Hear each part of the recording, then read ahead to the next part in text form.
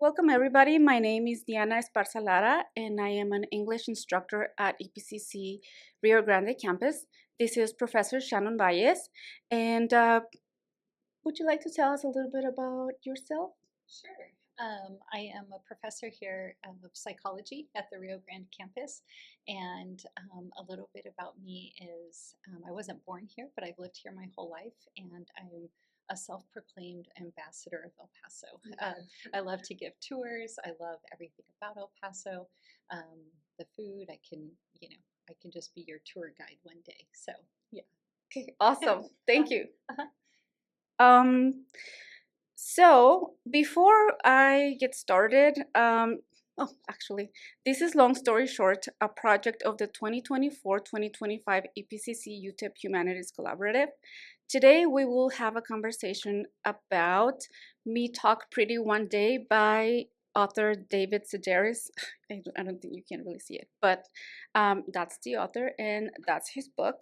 And actually, before we jump into our conversation, I would like to read you a disclosure. El Paso County Community College District does not discriminate on the basis of race, color, national origin, religion, gender, age, disability, veteran status, sexual orientation, or gender identity. Just a little bit about the author. David Sedaris is the author of several collections of personal essays and stories. A frequent contributor to The New Yorker, he's also a playwright.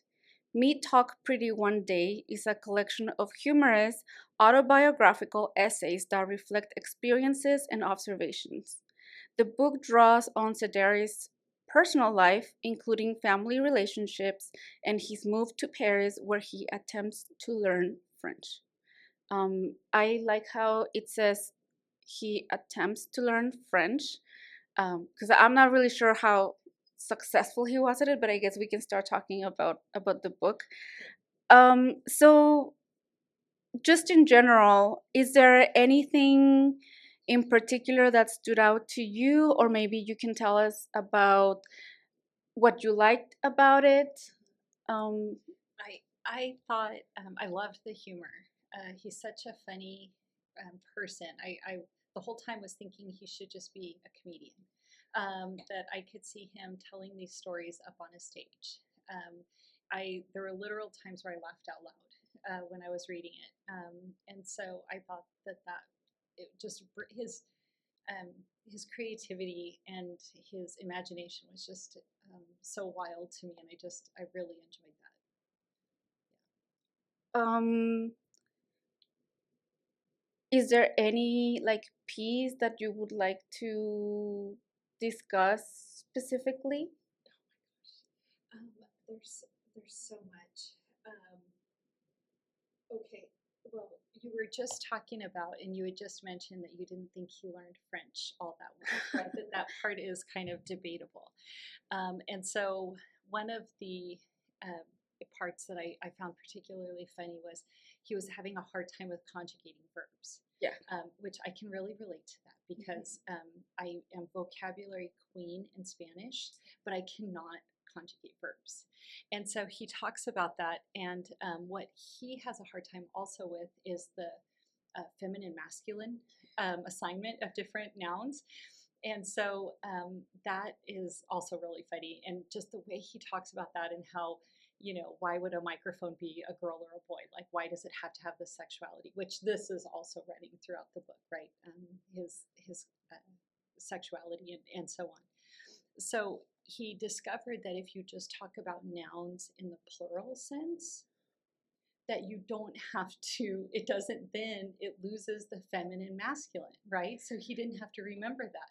So he talks about when he goes to the store that he just buys things in plural because he can't. And so his partner is talking about, why do we need 4 pounds of tomatoes? And so we talk about 4 pounds of tomatoes and I don't know, all this other stuff that he's buying because he cannot talk about it, feminine, masculine. But I like this one. He says, Hugh, who is his partner, tells me that the market is off limits until my French improves. he's pretty steamed, but I think he'll get over it when he sees the CD players I got him for his birthday. I love the CD players. Players, Yeah. right? Yeah. He's just so, and that really does not necessarily do justice to his humor in this, but I just thought that was so funny. Yeah, that part in particular made me reflect because he mentions that he asked someone, I think, who was like a native speaker of French, and the person says, a toddler doesn't have a hard time with it. They just know it. Right. It just comes to us. Right. And he's like, oh my God, I cannot even compare myself to a toddler. Like, I cannot even, like, I don't even know better than a toddler for French or anything like that. And I thought about it with Spanish because that's the way that Spanish works. But I had never thought, I was like, that's true. Like, why is one thing feminine and the other thing masculine? Right. And right now I'm struggling with Duolingo, actually, with French, because it's not the same masculine feminines all the time as in Spanish, for example. I would assume it would be the same. It's not in all of them. Like some of them they are. So for some things I'm like, well, in Spanish it's this, and I guess things, and yeah, it's like in Spanish. But for the masculine and feminine and all of that, not everything is the same as in Spanish. And I'm like, it made me think of that. I'm like, that's very arbitrary when you think about it. That in these languages, one thing is like that they are sexualized to begin with, or that they are gendered. Gender, I think, would be a better word. And we could talk about how, because people sometimes talk about colonization or genderization of language, and how, or inclusivity in language. And in Spanish, for example, there is a lot of that, a lot of las, right? So now people are trying to be more inclusive, and language is changing. But this is way before people, started thinking about that. So I thought that was interesting. Yeah, I thought that was interesting too. And I love when he tells the story about how he and his siblings would come up with stories with their food and put like ketchup on the french fries like hair. And, one day it could be a female walking around, and the next day the chicken leg could be a male or something like that. So he really has a wonderful and just such a funny way of explaining how just kind of silly or arbitrary, or like, why do we do that? It is totally arbitrary, but I think like that's very creative how he's like trying to remember the gender for each one of the nouns. Yeah. And he's like, okay, then this thing is gonna fight against this thing because this is the feminine, this is masculine. Right. So of course this is why, like, he's trying to make sense of why each thing is that gender. And I thought that was very clever. I'm like, I would have never questioned that. Yeah, I know. He's complete, just totally brilliant in that sense. Like some of the stuff that the analogies and stories and things that he comes up with is just, it's mind boggling. I'm like, why would you think of that? How do you think of that? Yeah. Okay. So speaking of language, did you think anything about, how he used language in general besides, the French? But is there anything that stood out to you regarding that? Like, he had a lisp when he was young, and let me check. I feel like I'm cheating because I'm like, I should remember all of this, but I don't, right? I don't remember the name of I think it's Go Carolina. It's Go Carolina. I think it's the first one. Yes. And that one is the one where he talks about Agent Samson, or it was a great first piece to put in the book, because I think it's very symbolic of the whole book, and totally made sense to me with the title, Yes. you know? Yes. So I thought the reason why the book was named Me Talk Pretty One Day is because of that story. And then I realized, oh, it's because of how he was learning French. But I mean, to me, the Lisp story was, and not really the Lisp story, but that was one of the things that I reflected on. So um, it showed me how much he he he didn't want to be like pushed around, you know, and he didn't want to be pressured into doing things that he avoided. So just for context, in this story, for example, um, he avoided as a child saying the letter S because he had a lisp, so it sounded like a lisp. And he had this speech therapist giving him all of these, and to other kids as well, giving him all of these exercises. And what he did to get around that, he just learned more words that didn't have the letter S. I thought that was hilarious. Yeah. So I don't know if you like what you thought about that piece in particular, or maybe another piece that had to do with language and whatever you thought about those. I think it would probably be my whole experience with the book. So I read the book not knowing that it was a collection of essays. So I went into it with um, the idea that we're going to have a beginning, a middle, and an end. Mm-hmm. And so the middle part, I was kind of lost, and I was just like, "What is happening? What are we doing?" And then when it ended, I was I was kind of upset because I was like, it just ends. Like nothing was wrapped up. Nothing came back to that first essay that you were talking about with the lisp. I really thought he was going to pull it all together. Now it makes sense, of course, that he wouldn't do that. However, I think throughout the book, he is addressing that, or we could argue as a child that was so influential on him, and so as he aged. So I think the the lisp and Agent Sampson, right? Was her name something or Simpson? I don't know. Something, it had two S's in it. Um, and him having a lisp, I think, ultimately set him up for everything that he was struggling with and overcoming. And the use of language, I think, him moving to France and learning a language was also kind of a way for him to overcome that. You know, he's showing like, I can do this. She was very kind of upset with him. I don't think he really graduated, or she just left. I don't remember how, or he moved on and he was no longer in speech therapy or something.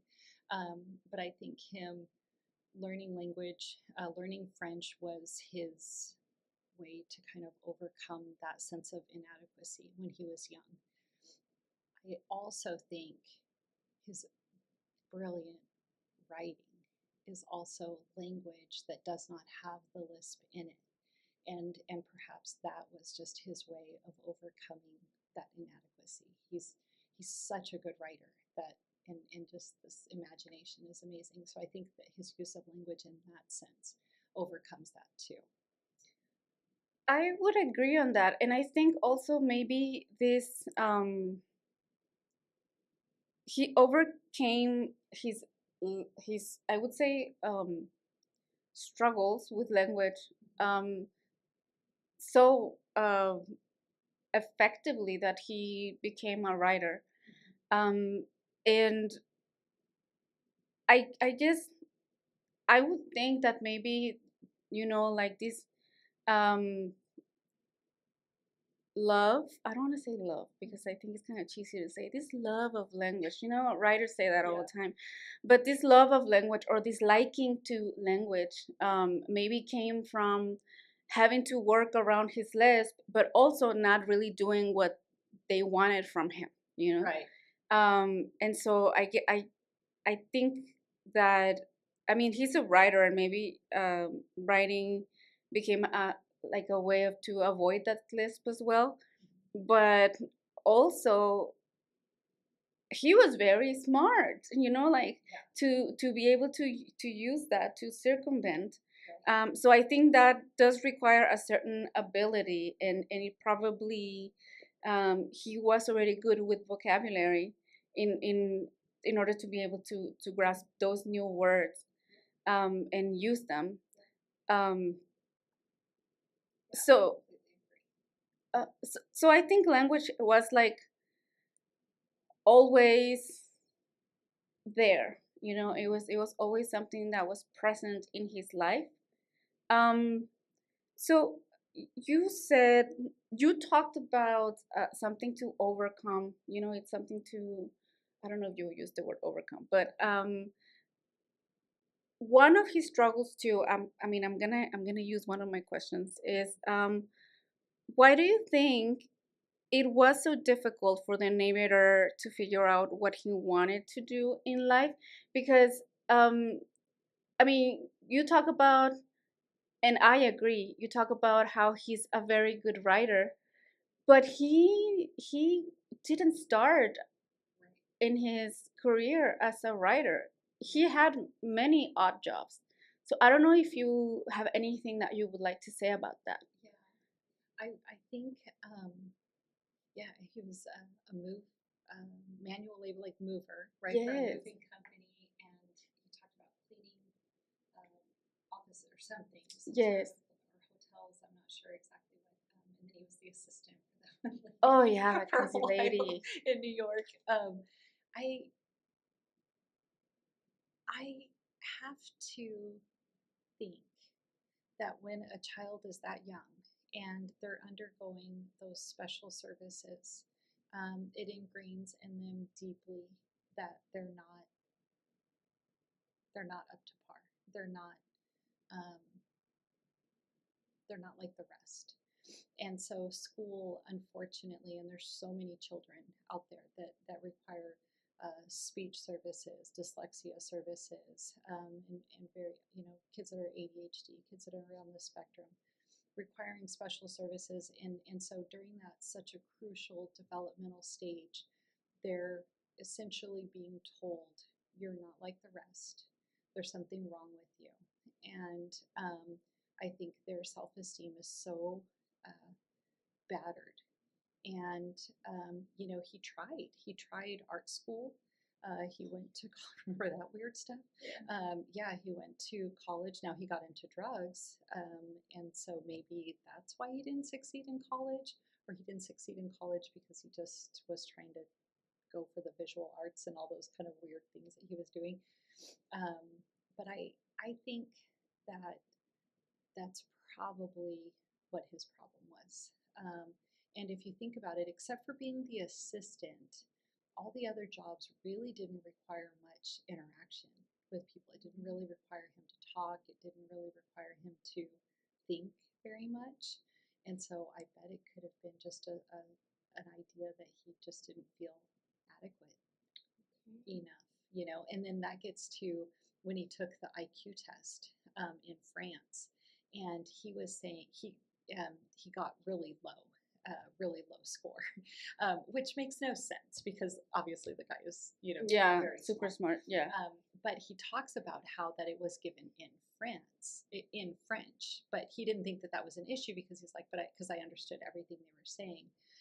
But as far as at least in psychology, we kind of argue intelligence tests anyways, and they are so crucial to, of course, the native language and even the culture that you're being raised in. And so I would want him to do an IQ test in English to see if it was different for sure. But that's my opinion of why he bounced around so much. That's awesome. I mean, yeah, I will agree well on this sense of inadequacy. I think it's like what encapsulates it. But um there are a couple of things that I want to ask you that are coming to my head now. Why do you think because he did good at those jobs, I think. Um but he was for a while kind of fixated on trying to do visual art. Do you have a theory, or can you think of maybe like an explanation as to why? Because he tried really hard doing that. And they were so bizarre. They Mm. were so bizarre. What does he talk about the one time, like, he shaved his beard and poured milk on his head or something? I don't even know. It was It's a just, performance, yeah, right? like this, just so bizarre. And I can imagine, I think it was around the 80s that he was doing this in these art studios or galleries or whatever, and it was probably just so bizarre back then. It's probably still bizarre. I don't think I've ever seen uh, an art performance like that. I've never personally witnessed anything, but the way he describes it. One is just again hilarious because of his use of words and imagination and stuff. But I bet it was just to get away from language. Yeah. Or is it just his? He talks about his sister, right? His sister, how much she was such a performer, putting on the different. Amy, yes. Do you remember? Yeah, and how she would like dress up and do all these different things. It just kind of seems like they were very creative in that sense. Because he had, well, I mean, I remember that it was 6 children in the family, Right. and he really, the ones that I remember are Gretchen. She used to draw. Oh, right. Yeah. Yeah. So they were artists. I mean, she used to draw, and he was very jealous of her. So I don't know if maybe that jealousy, now that I think about it, maybe that jealousy made him like pursue something visual because he wanted to be like her. Right. Maybe. Yeah, she seemed to get all the love and Yes. attention in her family. Oh, that's right? true. Yeah. I didn't think of that. And then Amy, who was, I don't really know what her profession was, but it sounds like she was an actress, and also she was a little bit of a strange person, like she believed. I kind of feel like she believed that she was these things that she dressed up as. So just for context, there is a piece. There are a couple of pieces where he talks about his siblings. One of his sisters was Gretchen, and she used to draw and do like pretty nice visual art. And then his other sister was Amy, and Amy liked to dress up as things. So she had wigs, she had costumes.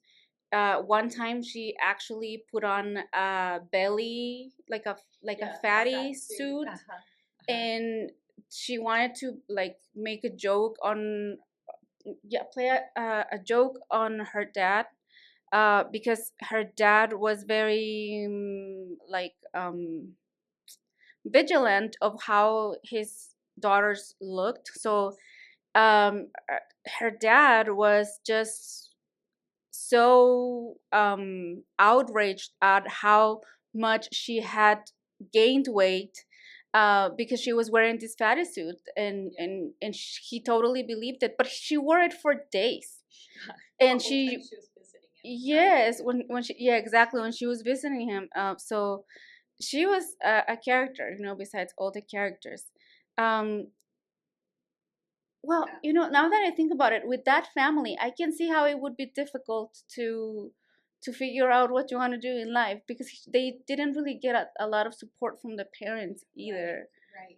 Yeah, like It was the parents, at least in the glimpses that we got, right, in his essays, but it was they were so strange, so strange, right? And then how he talked about when they got that dog, and how the kids were just like replaced. They were in love with this dog, and the kids felt second to this large Great Dane or whatever it was. I think it was just so bizarre, and it does stand out to me though. There's only 2 times that his mom, it was mentioned that she had passed away, but it was so in passing. It was like it was not a main point of the sentence. It was not a main point of, especially the paragraph. It was just mentioned that she had passed away, which I thought was very telling also. But he does talk about his dad, and his dad was very bizarre. yes. So one of the things that stood out to me about that, it was the replacing of the dogs. And just for context, again, basically before they got these pets a few times, and every time that one pet was about to pass away, right before they passed away, they went and got a new one, and a couple of them were the exact same Right. type of dog, for example. So they did that, and then and it wasn't them, it was the dad. The dad is the one. The dad is, oh my god, the more I read, the more I disliked him. I know.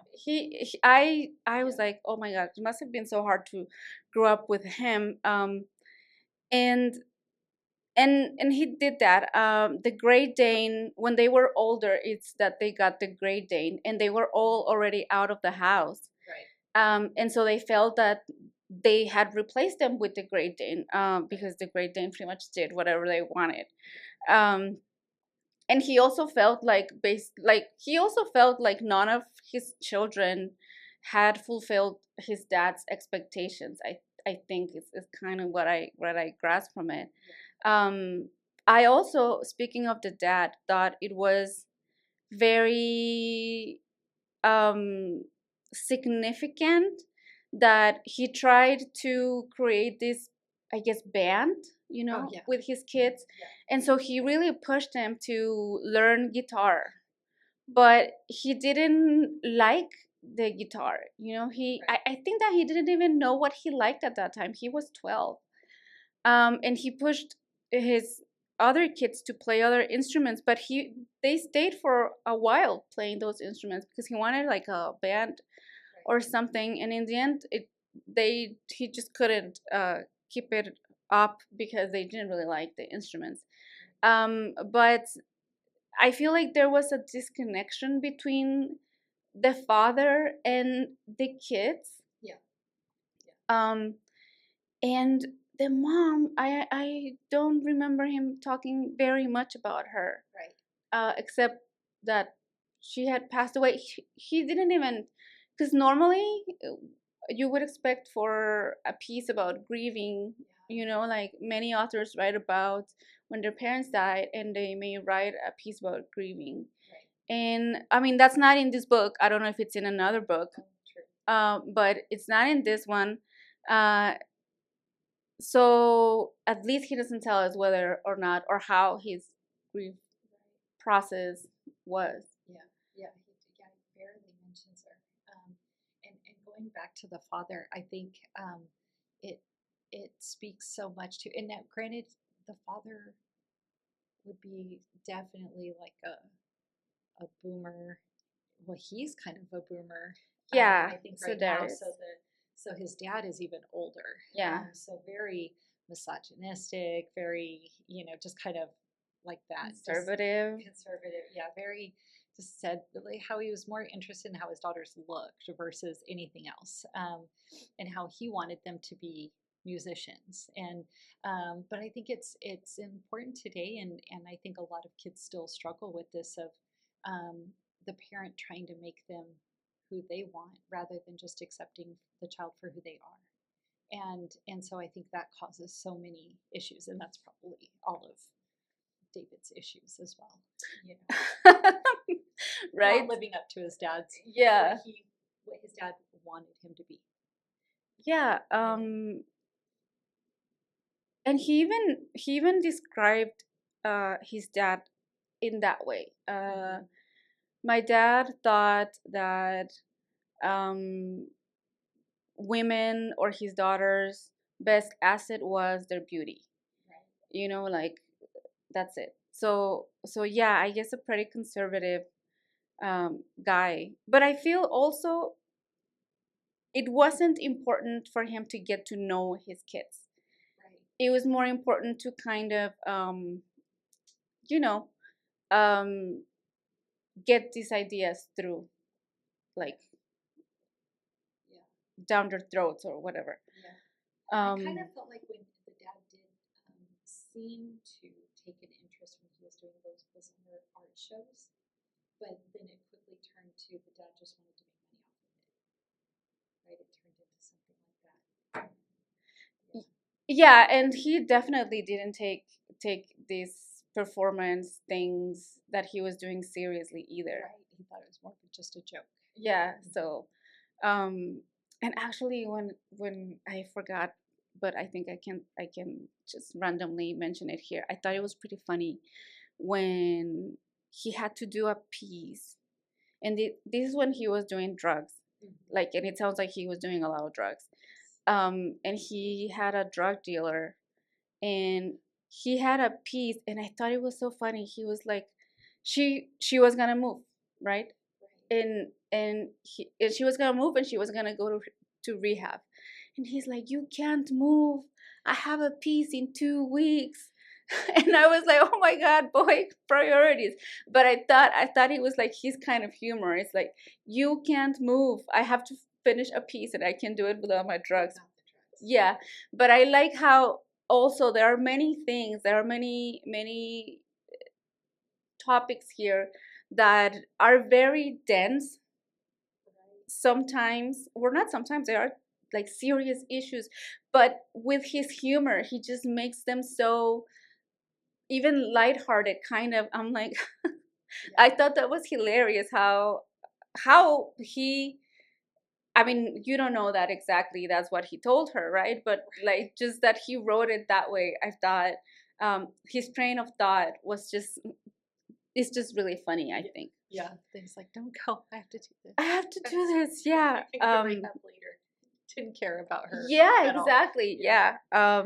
So I guess that shows you how, what his state of mind was at the time.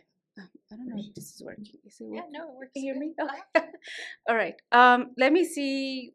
Let me choose a question. So we already went over anything that stood out to you, and then what you liked, the place of language in life. We also talked about the humor. Um, so let me decide which one of these two I want to ask you. Okay, so if you were to tell someone, like, let's say that you want to recommend this book to somebody, um, and you want to tell them a little bit about the theme or maybe themes in the book, what do you think the themes in the book would be? That's a good question. Because there's so many. Yeah. There's so many. My I just have to say this also because I was just talking about my children were asking about the book. I was telling them I'm reading this for this, and I was saying that it was easy to put down and not necessarily easy to pick up. It wasn't a book that I didn't want to put down, and it wasn't a book that I just had to jump back into, like, because I wanted to know the story. Mm-hmm. But now, to be fair, it's because it wasn't this ongoing story necessarily, right? It was just these essays. So you could get through the essay.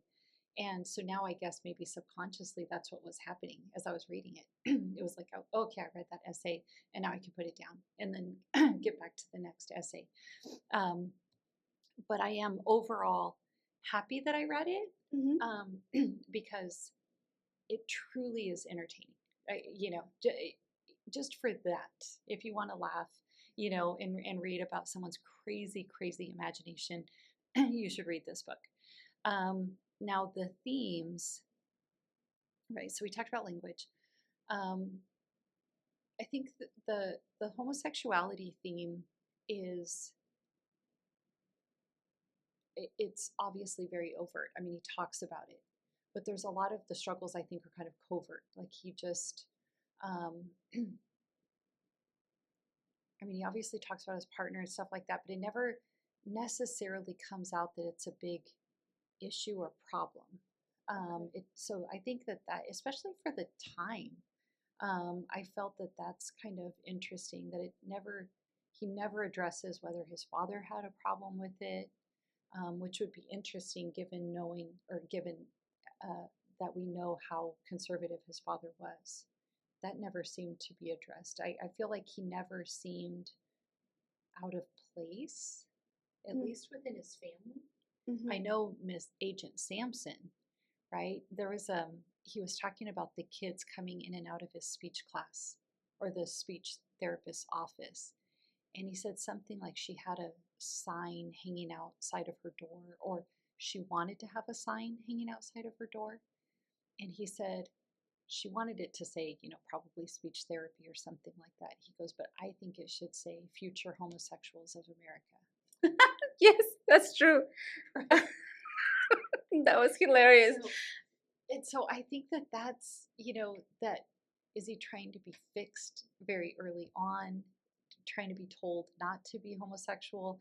When you talk about the guitar, right, it makes me think of the lesson because his guitar instructor named his guitar, I don't know, some girl's name, and he talks about her curves and all this stuff, and then David the whole time is just like, I guess mine should be named Doug, and Yeah, just did not connect with it that way. Mm-hmm. And maybe that's why he really liked France also. Maybe France was more, I don't know, he never mentions this, but maybe France at the time was much more open than what I would assume America would be at that time. Maybe, I don't know. But I do I do appreciate the homosexuality. I wouldn't even say it's a coming of age or sorry, anything like that. But I I thought that was an interesting theme throughout it all. It wasn't necessarily upfront, but it was upfront. I like that it wasn't about him being gay. Right. It was part of his life, Mm-hmm. and it was part of his identity. Mm-hmm. But at least for this book, and he has a lot of books actually, but at least for this book, he chose not to, um, you know, break it down and tell us everything about it. At least for this one. Right. I mean, if he has it in another book, it would be fine That's too. great. Yeah. Yeah. But I like that there was not really a central theme. I would say I think there were like several themes. Yeah. I think I really like that. And I feel like him being gay was also like just a natural thing here. So but I also liked that he kind of picked on, I guess, the fact that I don't know, maybe it was a coincidence. I don't know that these, how he calls them, future homosexuals of America, were the ones who were being taken to speech therapy. So he picked up on that. So it was something that he noticed, and I think that he realized that he was different. So I mean, it's not something that he says, but these are our interpretations of the book as well. Right. Yeah, for sure. And I don't remember what I was gonna say. But I also wanted to ask you if there is anything in the book that you can relate to. Yes.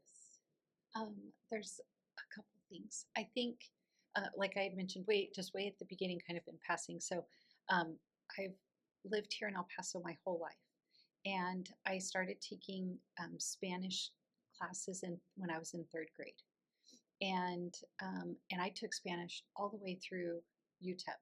Right. I think we have to take. I don't even think it was just 2 semesters. I want to say it was like 2 years, 4 semesters. I think so. Right. Yeah.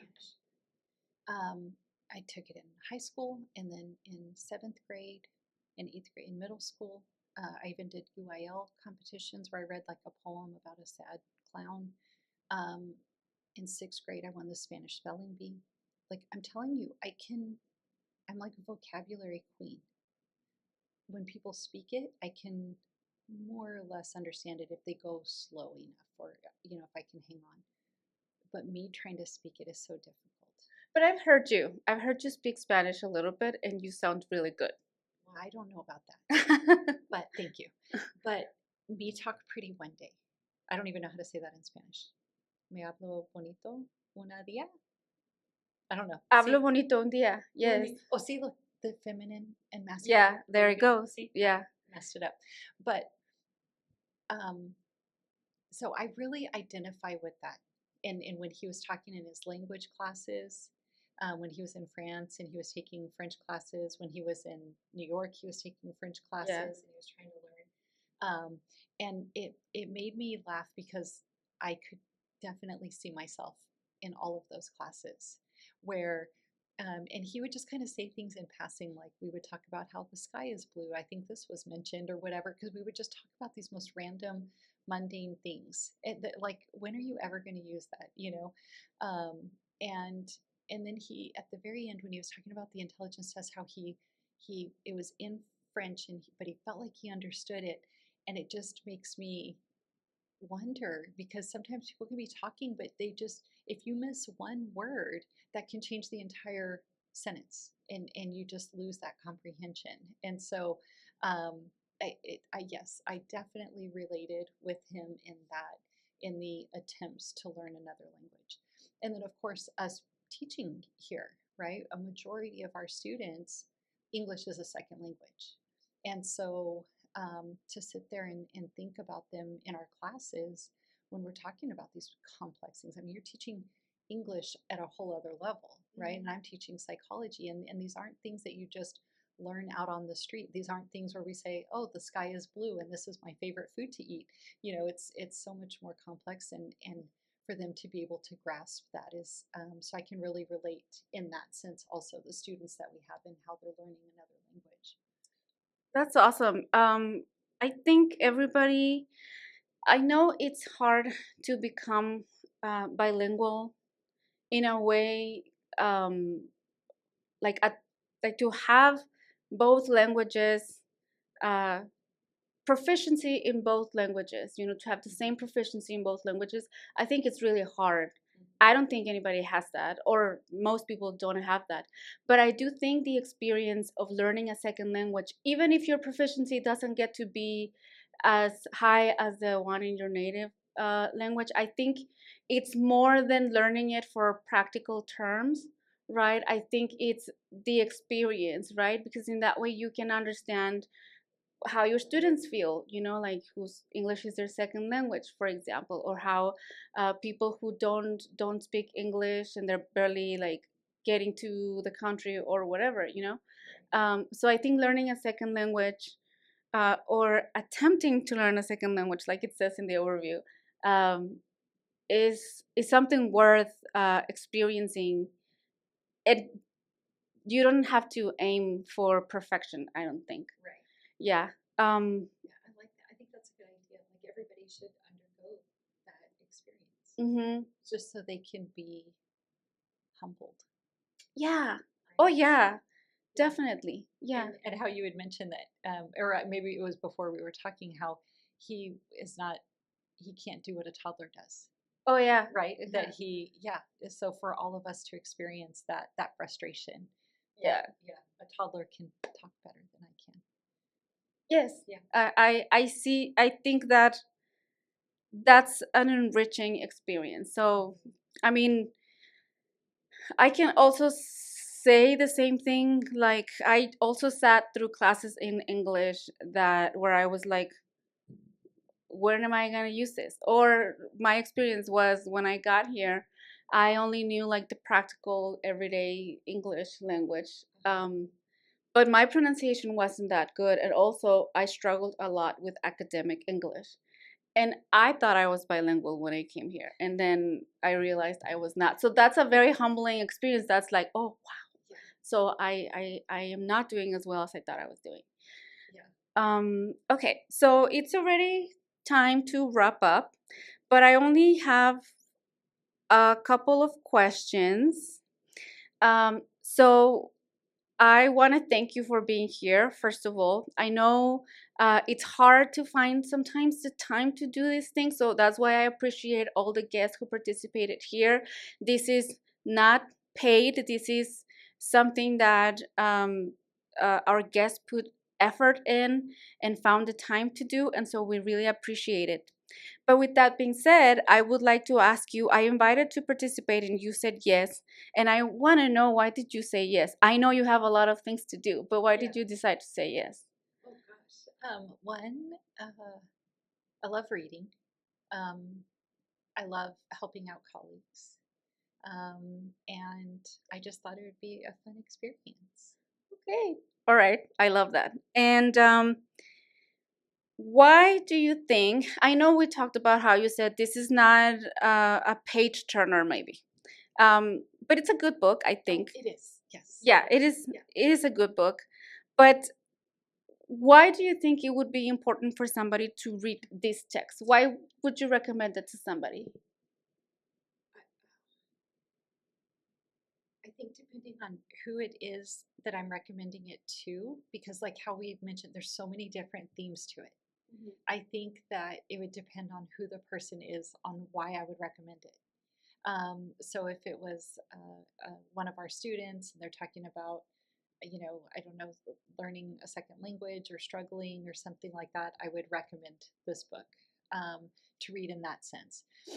If I have somebody that's just looking for something that's really fun, but like you're saying, tackles some really dense and serious material, but in a very funny, almost like he's just laughing at his trauma, right? Yeah, that's true. Yeah, I think that's interesting. I love it for the sense of, in the psychology perspective of him as a student and in those early experiences of him as a child and how that just seems to shape who he is today. So I think it's a neat case study. I would also like to break down his sister Amy. I kind of a little bit of some psychopath comes into my mind when we talk about her. So I like it in the sense of being able to kind of diagnose and think about the person, the characters.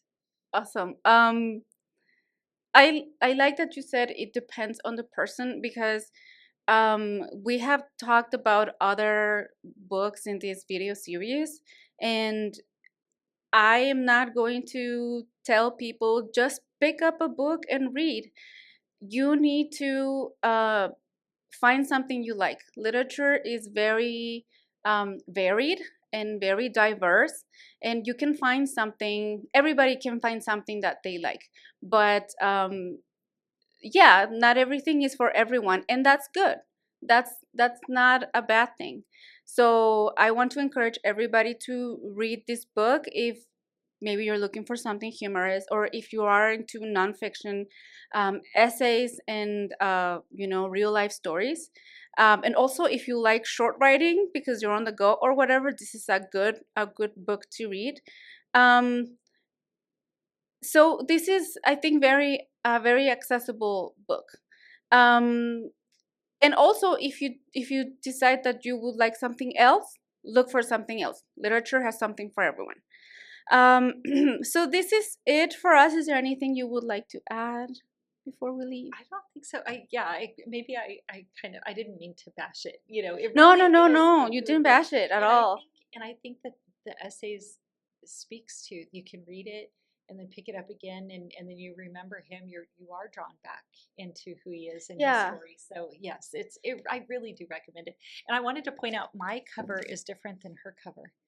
Can we see it? And it's this picture of him in this old timey, kind of very I have no regal. idea what that cover, like, why or anything. Isn't that funny? And so when I first started reading it, I was thinking, like, what am I getting into? Old Yeah, English I or remember something when like I that. showed it to you, you were like, what? Yeah. And it's so funny, but I think it's also like him just being very regal. Yeah, I think he's just being yeah, or random, because the book is also a little bit very random. very And no, random. I don't think you bashed it at all. I think you were pretty fair. I think you're pretty fair. Okay, so thank you so much for being here. Thank you everybody for watching. If you liked this episode, like and subscribe, and watch the rest of our videos as well. Thank you, and bye bye.